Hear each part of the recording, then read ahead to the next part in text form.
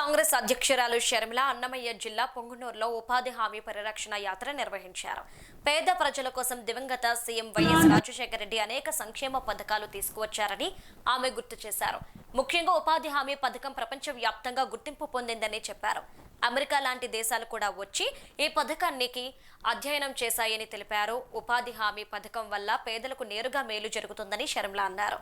ఉపాధి హామీ వంటి పథకాలను నాశనం చేయడానికి బీజేపీ కుట్ర చేస్తోందని షర్మిల ఆరోపిస్తున్నారు.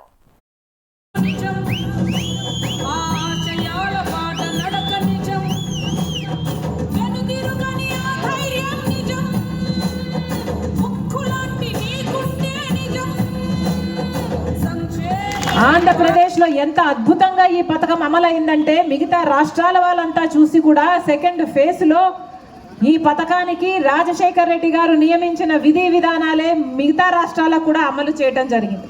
అంత అద్భుతంగా అమలైంది ఆంధ్ర రాష్ట్రంలో.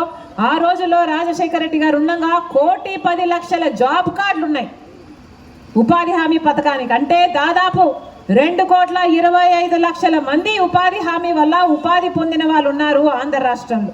అంత గొప్ప పథకము, అంత గొప్పగా నడిపారు రాజశేఖర రెడ్డి గారు లాంటి నాయకులు.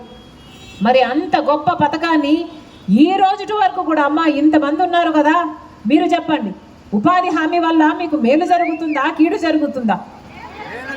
ఉపాధి హామీ వల్ల మీకు 4 డబ్బులు వస్తే మీరు ఇంటికి మీ బిడ్డలకు ఖర్చు పెట్టుకోగలుగుతున్నారా లేదా? అసలు ఈ ఉపాధి హామీ పథకం అనేది లేకపోతే మీ జీవితాలు ఏమవుతాయో ఒక్కసారి ఆలోచన చేయండి. ఇప్పటికే మన రాష్ట్రంలో చదువుకున్న బిడ్డలకు ఉద్యోగాలు రావటం లేదు.